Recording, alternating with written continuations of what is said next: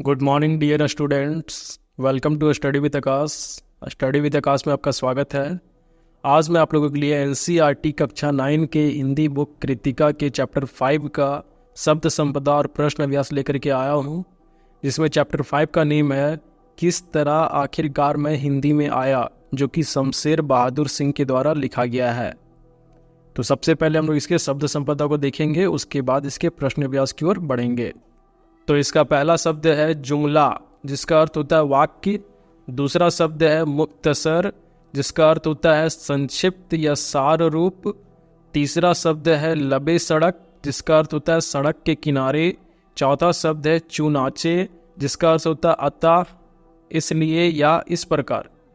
पांचवा शब्द है गज़ल, जिसका अर्थ होता है फारसी और उर्दू में मुक्तक काव्य का एक प्रकार। छठा शब्द है शेर, जिसका अर्थ होता है गजल के 2 चरण। सातवां शब्द है वसीला, जिसका अर्थ होता है जरिया या सहारा।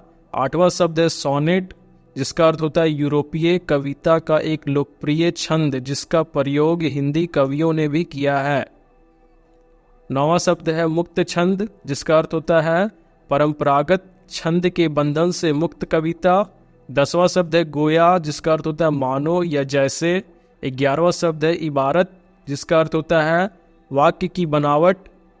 12वां शब्द है एकांतिकता, जिसका अर्थ होता है एकाकीपन। 13वां शब्द है इत्तिफाक, जिसका अर्थ होता है संयोग। 14वां शब्द है मेज़बान, जिसका अर्थ होता है आतिथ्य करने वाला। 15वां शब्द है इसरार, जिसका अर्थ होता है आग्रह। 16वां शब्द है बराए नाम, जिसका अर्थ होता है नाम के लिए या दिखाने को। 17वां शब्द है रब्त, जिसका अर्थ होता है संबंध या रिश्ता। 18वां शब्द है स्टैंजा, जिसका अर्थ होता है अस्थाई या टेक को छोड़कर गीत का चरण या अंतरा। 19वां शब्द है विन्यास, जिसका अर्थ होता है व्यवस्थित करना या सजाना। 20वां शब्द है क्षोभ, जिसका अर्थ होता है असंतोष या व्याकुलता या फिर दुख। 21वां शब्द है प्रातिभ, जिसका अर्थ होता है प्रतिभा से युक्त। 22वां शब्द है नैसर्गिक, जिसका अर्थ होता है सहज या स्वाभाविक। 23वां शब्द है दुष्प्राप्य, जिसका अर्थ होता है जिसका मिलना कठिन हो। अब इसके प्रश्न व्यास की ओर बढ़ते हैं। इसमें पहला प्रश्न है, वह ऐसी कौन सी बात रही होगी जिसने लेखक को दिल्ली जाने के लिए बाध्य कर दिया।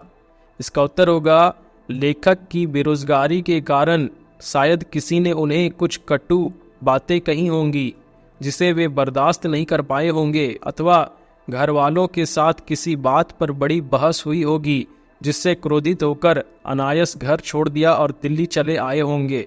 अब इसका दूसरा प्रश्न है, लेखक को अंग्रेजी में कविता लिखने का अफसोस क्यों रहा होगा। इसका उत्तर होगा लेखक को अंग्रेजी में कविता लिखने पर अफसोस इसलिए रहा होगा क्योंकि वह भारत की जनभाषा नहीं थी, इसलिए भारत के लोग यानी उनके अपने लोग उसे समझ नहीं पाते होंगे। साथ ही जब वे इलाहाबाद आए तो वहाँ का साहित्यिक वातावरण तथा बच्चन, निराला और पंत जैसे महान लेखकों कवियों का सानिध्य पाकर वे हिंदी लेखन की ओर अग्रसर होने लगे और हिंदी में ही रचनाएं करने लगे। इस प्रकार लेखक का अंग्रेजी में लिखने का प्रयास व्यर्थ गया, जिसका शायद उन्हें अफसोस रहा।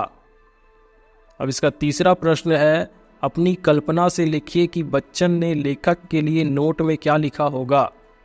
इसका उत्तर होगा दिल्ली के वकील आर्ट स्कूल में बच्चन जी लेखक के लिए एक नोट छोड़कर गए थे।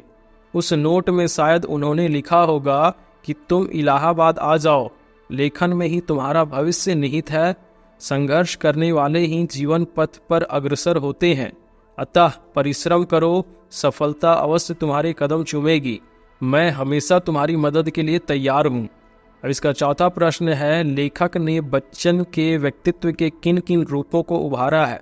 इसका उत्तर होगा लेखक ने बच्चन के व्यक्तित्व के अनेक रूपों को उभारा है, जिसमें पहला बिंदु है बच्चन का स्वभाव संघर्षशील, परोपकारी, फौलादी संकल्प वाला था। दूसरा बिंदु है बच्चन जी समय के अत्यंत पाबंद होने के साथ साथ कला प्रतिभा के पारखी थे। उन्होंने लेखक द्वारा लिखे एक ही सोनेट को पढ़कर उनकी कला प्रतिभा को पहचान लिया था।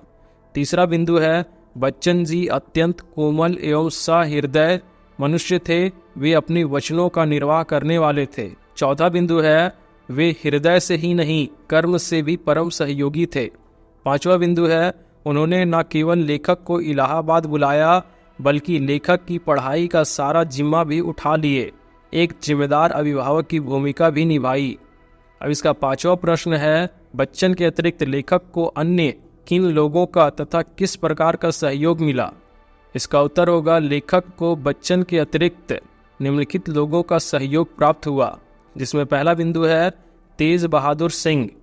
ये लेखक के बड़े भाई थे। ये आर्थिक तंगी के दिनों में उन्हें कुछ रुपए भेजकर उनका सहयोग करते थे। दूसरा बिंदु है बच्चन के पिता। जब लेखक इलाहाबाद में आकर बस गए तो उन्हें स्थानीय अभिभावक की आवश्यकता थी। तब हरिवंश राय बच्चन के पिता ने उनका अभिभावक बनना स्वीकार किया। तीसरा बिंदु है सुमित्रा नंदन पंत और निराला जी। लेखक को इलाहाबाद में पंत जी और निराला जी जैसे हिंदी के कवियों का सानिध्य प्राप्त हुआ, जिन्होंने हिंदी लेखन में लेखक को भरपूर सहयोग दिया। सुमित्रा नंदन पंत ने लेखक को इंडियन प्रेस से अनुवाद का काम दिला दिया। उन्होंने लेखक द्वारा लिखी कविताओं में कुछ संशोधन भी किया।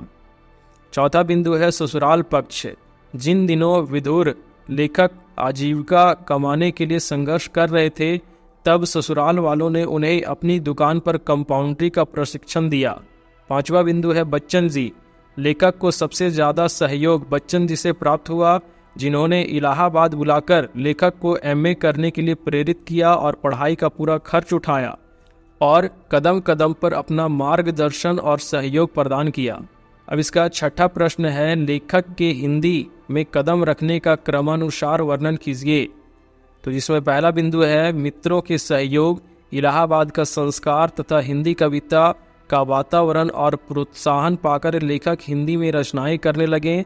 दूसरा बिंदु है सन 1933 में लेखक की कुछ कविताएं सरस्वती व चांद पत्रिका में छपी। तीसरा बिंदु है 1937 में लेखक ने बच्चन जी के बताए अनुसार 14 पंक्तियों की कविता को लिखने का प्रयास किया। चौथा बिंदु है लेखक ने निशा निमंत्रण के कवि के प्रति एक कविता लिखी, जिस पर पंत जी ने कुछ संशोधन भी किए पर अप्रकाशित रही। पांचवा बिंदु है फिर लेखक रूपाव के ऑफिस में प्रशिक्षण लेकर बनारस से प्रकाशित हंस के कार्यालय में काम संभाला। अब इसका सातवां प्रश्न है, लेखक ने अपने जीवन में जिन कठिनाइयों को झेला है उनके बारे में लिखिए। इसका उत्तर होगा, पाठ पढ़ने पर हमें लेखक के जीवन की कठिनाइयों के बारे में पता चलता है, जिसमें पहला बिंदु है बेरोजगारी के दिनों में व्यंग बानों को झेलना पड़ता था। दूसरा बिंदु है लेखक को अपने प्रारंभ के दिनों में आर्थिक समस्याओं से जूझना पड़ा था।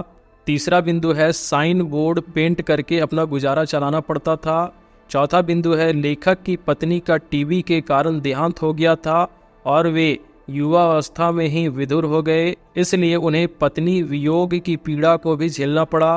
पांचवा बिंदु है बच्चन जी के आग्रह पर जब वे इलाहाबाद आए तब भी वे आर्थिक समस्या से जूझ रहे थे। बच्चन जी ने उनकी पढ़ाई का सारा खर्चा उठाया था। इस प्रकार उनके प्रारंभ के दिन आर्थिक कठिनाइयों में बीते। तो इस तरह से आपका ये चैप्टर कंप्लीट होता है। अगर आपको मेरी वीडियो अच्छी लगती है तो अपने दोस्तों के साथ शेयर करें, लाइक करें, कमेंट करें और चैनल पर नए हैं तो चैनल को जल्दी से सब्सक्राइब करें।